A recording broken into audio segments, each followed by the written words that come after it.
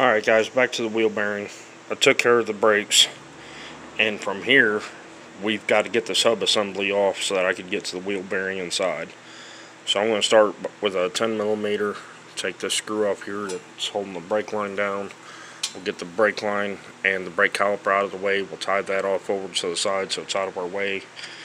And then we'll take the castle nut off, or excuse me, the axle nut off of here. I believe that's 32mm. We'll pull all that off, and then we'll go in from the back side, remove the shield here, and then we'll work on getting the bearing out of there, what's left of the old bearing anyways. Alright guys, so I got that 10mm out of there that I mentioned. I tucked the caliper up behind the shock here, and that was a 32mm axle socket. I used 32mm deep well axle socket here, and it took some persuasion, but she finally came loose. Even under impact, she was still giving a hard time. Main thing is pay attention to this notch, guys. A lot of your axles have that. There's low indentation in the axle, and they push this down. This helps prevent the nut from backing off a little bit. So make sure you get that up out of the way before you go ahead and try to back that castle nut off. But now we'll go ahead and get that out of there, and we'll pull this hub assembly out. Alright, so that was seized in there a little bit, so I took a sand-filled dead blow hammer, gave it a good love tap on the side there with the socket on, and that got everything loose like we need it. As you can see, it's going to make a liar out of me. There we go. But anyhow, if you guys are going to use the nut, I suggest that you find another nut laying around that you don't need, that you put on there just in case, so you don't mushroom the edges of it and tear it up. If you are going to use the original, just be careful so you don't tear it up. Another suggestion, you can put a 2x4 between there and the weight of choice that you're using to hit it with, whether it be a sledgehammer or a soft blow, whatever you use. Bottom line, you don't want to tear this up, and if you start smacking it with a 5-pound sledgehammer, you're going to tear that up pretty good. So I'm going to go ahead and slide that assembly off of there, and I'm going to set that aside. And now from this point, you can see there's the axle, and I'm going to take off the joints. You got the tie rod, the upper ball joint, lower ball joint back here. We're going to take all that off so that I can get this hub assembly out of here and take this to the workbench, and then start working on getting the wheel bearing out of there. That top ball joint there, guys, had a snap ring on it, and I use a pretty decent pair of snap ring pliers, not the typical junk that you get at your local hardware store or auto store or whatever. Whatever hardware store you've been to or auto store, the ones that they sell, at least the ones I've seen anyways, they have different heads that you could change out for different sizes, and I'm sorry, but they suck, for lack of better words. Everything's just so flimsy it falls apart while you're trying to use it.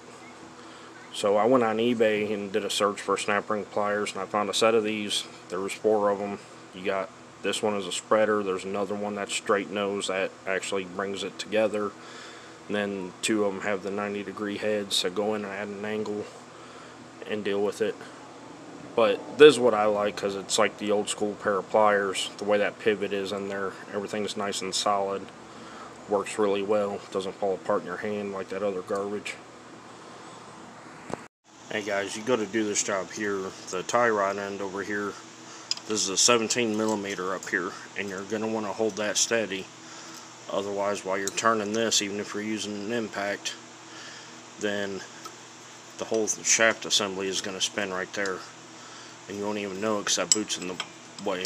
So be careful, try to move that boot up and out of your way. 17mm right over it. hold that in place while you got your wrench on the bottom, breaking that one free. And these here are 4mm Allen key, and I'm only taking those off because when I actually go start fighting with this to get the wheel bearing out, I don't want anything else in the way that I can prevent from getting messed up or anything. So I'm going to take that off, get it out of the way. And if you're familiar with these Yamaha bearings, it's a two-piece design, 2 separate bearings in there with a little collar in the middle. And that prevents you from using a press and just pushing the bearing all the way through like you would on most four-wheelers and side-by-sides, even a lot of automobiles. So you can't just press it all the way through. There's actually a notch about halfway in, and it requires a special tool to get it.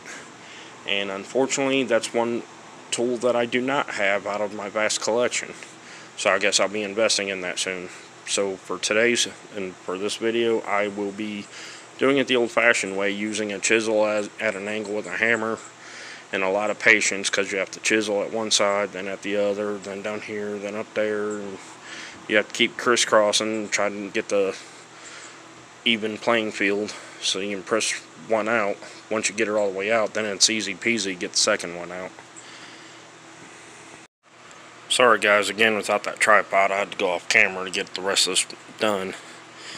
But in short, took the bolt off the bottom of the tie rod up there, as I said. Took the bolt off the bottom of the top ball joint there. And there's a bottom ball joint. Took the bolt off of that. Gave that one a good smack. And it dropped. Pulled everything off. Axle still looks alright. And here is what's left of the spindle.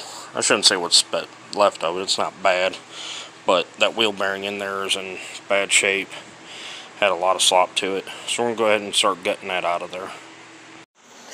So I've got the spindle over here on the workbench and taking off the inside seal. Again, this is off the inside of the spindle here, taking that off. You can see everything looks pretty bad in there. That was just really loose a second ago, now it feels pretty stiff. There it is. You can see just how bad that really is inside. Remember when I was talking about patience a little bit ago? This is what I'm talking about. You got 2 lines inside of there. There's a collar in there that separates 2 separate wheel bearings. We need to try to put a chisel or a large flat blade screwdriver, something, a punch, a center punch, something against that notch, and give it a few smacks with a hammer. Then you have to go to the other side, then high, then low, back to the left, back to the right, and keep doing the crisscross pattern. And the goal is to push out the bearing on this side. Once that comes out, that'll expose the inside bearing, and we can actually put it in the hydraulic press at that point and back this bearing right out of there. So bear with me, see if we can get this done. I don't know if you can see that or not, if you recall where it was before, but it is slowly moving. I'm about 50 smacks with the hammer into it. So this is, again, takes a lot of patience. It is strenuous on your wrist. The main thing is patience, just taking time to go around and around, trying to slide it all out. Well, I managed to get both bearings out. As you can see, got that out. Gotta clean that up a little bit. Here's the one side. You see what I mean, how narrow they are. That's one, and that one's from the other side. And the best trick I found is a 1-inch wide blade chisel. It's about 8 inches long. And a 5-pound sledgehammer. So between the 2 of those, that wide blade was able to really get a good bite on the inside of the bearing with the weight of that hammer behind it to help drive it through. Once that one got out, that left the other bearing exposed, that side of it, I was able to take a 32mm socket, center that up on there, and smack that, I think it was about 3 times with that hammer, and bearing dropped out the bottom side. I'm going to go ahead and get started on getting the new bearings in place. It is the same part number. You can see that. 93306-20725. These are genuine Yamaha wheel bearings. But it's the same part number for both sides. One's going to go in the top, or in the front. One's going to go in from the back. And my press is out of commission at the moment, so I'm going to use my old-fashioned C-clamp method here and try to press them in with this here. Alright guys, so we got the new bearings in. You can see brand new bearing there, got the collar in the middle. Flip her over, and brand new bearing on that side. And while the C-clamp method didn't work so well, I actually have a collar here that fits the diameter of that bearing perfect. Take one of these loose ones, show you what I'm talking about.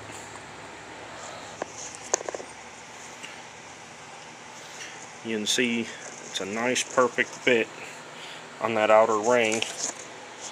And then have a stepped adapter, set that in place, and a few good smacks dead center with that 5-pound sledge, and distributed all the pressure equally down the sides, all around the sides of the wheel bearing, right where we want it, and that did perfect for that. Get both those in there. Now at this point, we're going to go ahead and install the dust covers on both sides. Again, they're the same part number, 93106-50002. And again, there's 2 of them, and one will be going on each side of this here to help protect from getting grime inside of there. Alright guys, so we got it spindled back on the machine. Got everything buttoned up, including the tie rod, upper ball joint, lower ball joint. Got the castle nuts on. Got the cotter pins. Again, I know I said this in my Honda Pioneer video, but I always recommend replacing those cotter pins. They just wear out so fast and they're so cheap, it's almost pointless to reuse them unless you absolutely cannot get to another one while you're doing your job. Alright, so I got the backing plate back on, and now I put some anti-seize on the splines there. And now we're going to put the hub assembly back on. Get those threads exposed. Put the nut washer back on. And finally, the axle nut.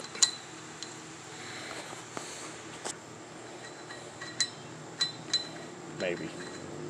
There she goes. Now I'm going to put an end pack to it and line that crease with the crease in the axle. Tap it down so that it can't back off so easy. Put the brakes back on and button her up. Alright guys, and that about wraps it up. Got the caliper on, got the 2 dowel screws tightened in to hold the brake pads in. I've got both bolts on the caliper, high and low, to make sure that's on. Those are tightened down. Got the axle nut tightened down. Got the backing plate. All 3 of those screws are in and tightened down.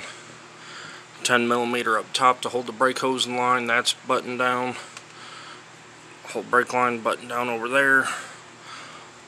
Tie rod, upper ball joint, lower ball joint. All those are on and buttoned down. Cotter pins in place. And no wiggles or anything. So at this point, all there is left to do is put the tire on, take it for a test drive. Again, if you guys have any comments, suggestions, and anything to do different to make the job quicker, easier, whatever, feel free to let me know in the comments. I'm always willing to learn something new. Thanks for watching. If you like what you see, hit like and subscribe, please.